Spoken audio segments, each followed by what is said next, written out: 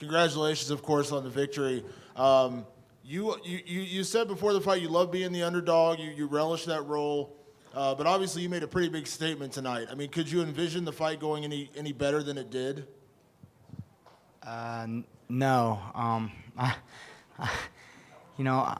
Mark Henry's the brains behind our whole operation. I owe everything to Mark Henry.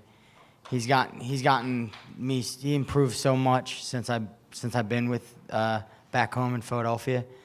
They got my body working in ways, my defense cleaner, and just doing things differently. And I can't take much credit other than just trying to get prepared for the fight. And I owe everything to my coaches and my teammates. So. Leading into the fight, everyone was talking about you've been a champion in every organization but the UFC. And you weren't talking a ton about the title, but now that you have it sitting in front of you, what does it mean to you to add that to your resume, to add that to your legacy? This has always been like a marathon for me, not a sprint. Everybody's always asked me, when are you going to go to the UFC? When are you going to challenge? Telling me what I should do and when I should do it. I just think if you work hard enough and you love something, these belts and things like this are just byproducts of it. This will not be here forever. But I just think just working hard and doing something you're passionate about is important. And, right now we have the belt and I'm the champion. I told a lot of people I would be, so happy. You've obviously throughout your career, you're kind of known, for being involved in some crazy brawls. You've had some epic fights, back and forth fights throughout your career. Do you feel like this is more of the norm now, that you go out and dominate? I mean, obviously Rafael's a phenomenal fighter. You went out there and dominated. Do you feel like that is the new Eddie working with Mark Henry and the coaches, that, maybe those close fights or those battles, or do you feel like you can really go out and dominate these lightweights? I can. I just need to build confidence in my ability to communicate with Mark Henry and the rest of the team. I've only been with these guys for like 6 months, and he has a playbook that's longer than half the textbooks you guys got. So I've just been building with him, building with Anderson Franca and Ricardo Almeida, just learning to communicate with each other, and it's been helping big time. I've made so many big improvements. So I'm excited at where I'm at in my career and the improvements that I'm making, so happy. And last question, I know you're a big team guy. I mean, obviously you're there for your teammates. Seeing your performance tonight, what's your prediction for your teammate Frankie Edgar on Saturday night? Frankie will win the title. I know Frankie Edgar. I know what he's capable of, and I know what kind of man he is. He's gonna win that title. I can pinch myself because Frankie walked in the Fight Factory, a small gym I was training in 9 years ago with Mark Henry to do some sparring. And we started working together, and I said, every time you come to Philadelphia, I'll come to New Jersey. And then that was that. Me and Frankie worked together for the past 9 years off and on, and now we're about to win dual championship titles on the same exact weekend. It's crazy. I can't even think about it. Eddie, congratulations on your win. A couple of interesting future matchups possible for you. Obviously, Khabib's up there. Also, Tony Ferguson, if he wins his next fight. And Twitter's been blowing up. A lot of people want to see a Conor McGregor-Eddie Alvarez fight happen as well. I mean, it's very, very soon. I know you're just sort of relishing the title, but if you had to choose what's next for Eddie Alvarez, what would you go with? For me, I think by far the best lightweight in this division is Rafael dos Anjos. I had the better night tonight, for sure, but this can go either way. There's great competitors, and there's a real small margin for error. And if you mess up once, it could have been me on the other end of that punch. So this guy to the right of me is the best in the division. So to be able to come out with a win over him, and before him was Pettis, and before him was Gilbert. These are the best guys in the division. I'm not taking on top 15 top. So I would ask Dana White, please, to give me an easier fight like Conor McGregor. I deserve that. I've been fighting the best guys, so I would like a gimme fight. So Conor, I'm more than welcome that. Well, speaking of the Conor McGregor matchup, obviously you have a very, very exciting style. How would you see a fight between you two playing out, considering his skill set as well? I just look. There's a lot of guys in in the UFC who are good at one thing, and they get matched up stylistically well, and they make their way to the top without ever going against the best guys, the true best guys like Rafael dos Anjos and the best guys in the division. They sneak their way around them, and they live off perception, not what really is. He's one of them. So I think he can get found out if he was ever to fight Rafael dos Anjos or fight myself. He'll get found out very quickly.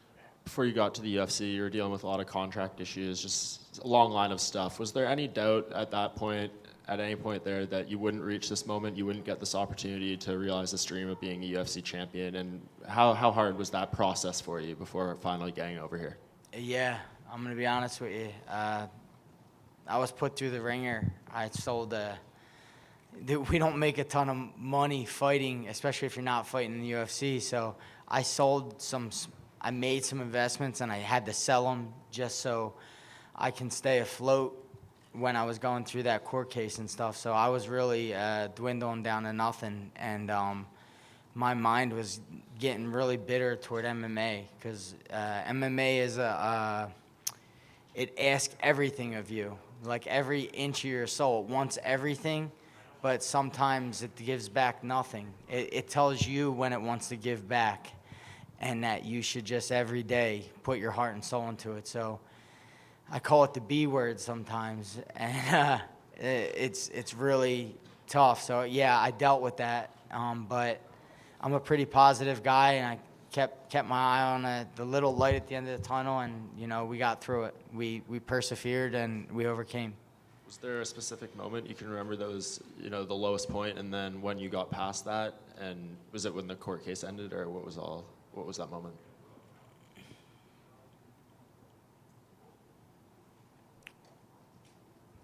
I think it was when we sat down.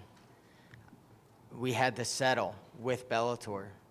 I think we had to settle. We had a settlement agreement, and I thought I was going to get out of it, or I thought maybe I didn't know what, but we had to end up settling, and the settlement agreement was insane.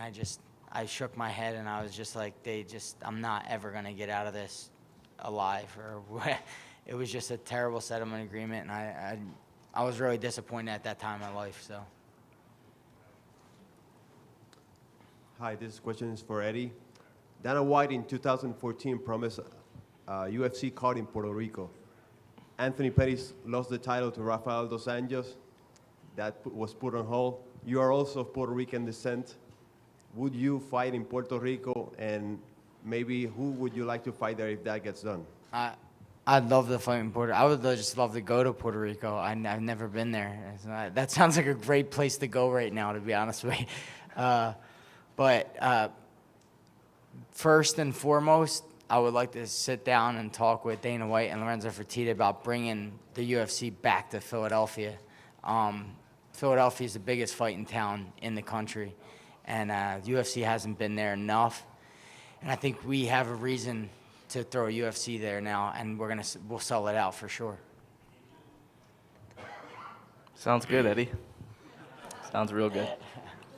Kevin Aioli. Eddie, if I could ask you, in line with what you were talking before, when you fought your first UFC fight, and Dana made a point after you had lost to Donald Cerrone, Eddie maybe should drop down to 145, and you really resisted that. Do you remember back, and was that something that provided even more motivation, like there's another doubter here, or another group of doubters that think I can't do it? Yeah, that was a quick decision off one fight. I told him right away it wasn't even a thought of mine, but at that time in my life, it wasn't a good time in my life. I lost to Donald Cerrone. A lot of people were saying, oh, he's just a Bellator guy, he'll never make it in the UFC, and my daughter, I had a baby daughter, and she wasn't doing too well at the time. I lived in a different state in Florida. So many things were going not well that I kept telling my wife, something really big's going to happen. Like, something's got to go really good for us because this is really bad right now. I had a really trouble time just focusing and pay attention to my wife and kids after I lost to Donald Cerrone. just enjoying life was really tough for me. So I had to overcome that and not be a sore loser about it and step up again and fight another guy. And I wonder, just to get into your head a little bit, I mean, every time I've ever talked to you, you talk about your family. You mention your wife, you mention your family. And when you were going through those tough times, did you ever think, hey, you know what, maybe I will walk away from this because I don't want to put my family through it and get a job and do the regular thing instead of, going through the struggle and being out of money and not knowing where the next paycheck's coming from? No. I'm stuck in this, man. I'm not good at anything else, I'm going to be honest. Fighting pays the most. I'm not as good at anything else. And I have 4 children and a wife, and we like to travel and do things and live a good life, and fighting does that for us. So I'm passionate about this. I love it. When I first started it, I paid the promoter maybe $250 so I can fight. So there was no money in this. This was never a career goal for me, ever. This was a hobby that turned into a career. You referenced Frankie, Edgar, and your coaches and everything. Were you close with Bernard Hopkins too? Don't I remember that you and Bernard were close? And did he text you or wish you luck at all? Me and Bernard shared gyms in Philadelphia. I went to Joe Hand's boxing gym, and so did Bernard. Bernard works out sort of on his own. He got his own little entourage. I don't like to step on his toes, or he likes his space. So we shared a gym. We spoke briefly here and there, but just as acquaintances. Hopefully that can change. Maybe we can talk a little bit. I look up to Bernard. And lastly, I just want to ask you about the ending sequence. It seemed like it was you were aggressive and throwing a lot of punches. Was it the right hand that you felt that you caught Rafael with that was kind of got him on Queer Street and got the fight going your way? You have to say it like that. I think it was we call it the anaconda. It's a long right hook. It was called the brains. Mark Henry called it. Like I said, he calls it, I respond, and then it lands, and we were able to land it. So, I think it was the right. All I remember is Rafael was hurt, and I think we have the same number of fights. This guy's a champion through and through, and you can't allow a guy like that to overcome that situation because he's going to come back twice as hard at me in the second round. So I just remember just saying, step on the gas and don't let this get out of the first, because if it does, I could be dealing with a long night in Dos Anjos.